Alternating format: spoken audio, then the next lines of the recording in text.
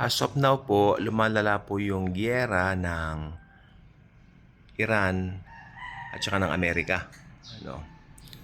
Pero sa mga bagay na ganito, ito yung mamatyagan nating mabuti. Dahil marami pong nagsasabi, dito po tayo mag-iingat at mag-iingat din ng pananalita. Sinasabi nagsimula na raw ang tribulation o tribulasyon. Hindi pa po. Yung 4 horsemen, wala pa po sila. Okay? Si Donald Trump, maraming naniniwala na siya po ang makabagong Cyrus. Okay? Siya po yung makabagong ginagamit para iligtas ang, should I say, ginagamit ng Diyos para maprotektahan ang kanyang piniling bayan. No? Ako, ang stand ko rito, pwedeng oo, pwedeng hindi rin. Kaya nga sabi ko, tignan po nating mabuti. Pero ang alam ko lang po, ngayon, isa lang bagay na titiyak ko, wala pa yung 4 horsemen.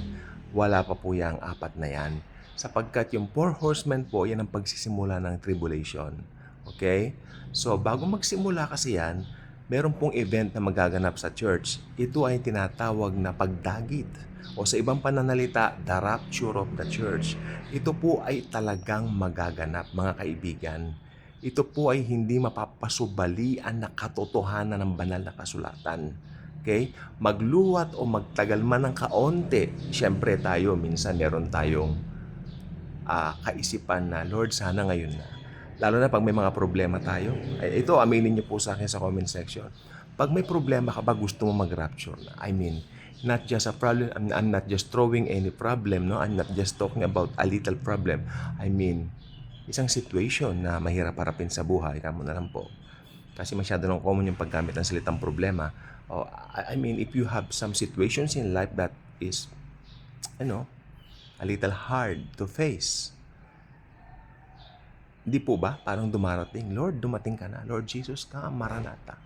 Kasi alam ninyo, yung bagay na ganyan po, normal po yan. Alam ni Lord Jesus yan sa atin. Remember, He is our Creator at batid ng Panginoong Jesucristo na mahina tayo, no? Na meron pa rin tayong mga kahinaan na taglay dito sa mundong ibabaw na ito. Pero yung magsasabi ka ng ganon just to escape,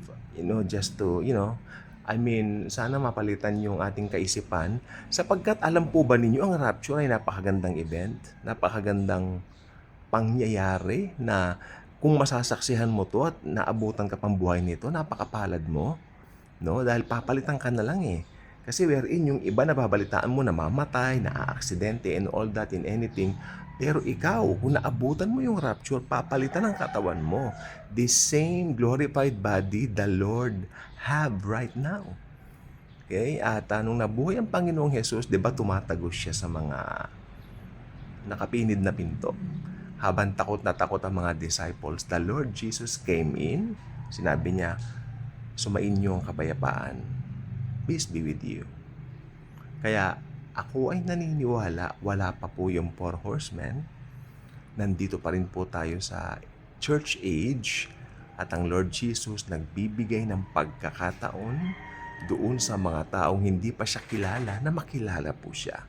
Sapagkat the only passes na magdadala sa tao para makasama sa rapture ay ang pagkilala doon sa ginawa ng Panginoong Yesus sa krus ng Kalbaryo. Kung ano yung ginawa niya sa krus na yun ay sapat na, wala ka nang pwedeng idagdag bawas doon, perfect yun eh. Paniniwalaan mo na matay siya para bayaran ang lahat ng kasalanan natin, past, present, future. That's salvation. So, to be raptured, it means you have to be saved first. That's the main key. That's the main process. Gusto mong masama sa rapture? Well, mapapasama ka. Kung ikaw ay tumanggap doon sa ginawa niya sa krus, tinanggap mo ang libreng alok ng kaligtasan. Hindi po biro ang tribulation, mga kaibigan, sapagkat pag yan po ay sumapit na at na-realize mong naiwan ka, ikaw na magiging pinakamalungkot na tao. Sapagkat kapag ka naiwan ka, it only means one thing. Tinanggihan mo ang regalo ng alok ng kaligtasan ng Diyos sa pamamagitan ng kanyang anak nitong church age. Pero may pagkakataon pa namang maligtas kung sakaling maiwan ka because God is good all the time. Yun lang po for now. Salamat po. Thank you.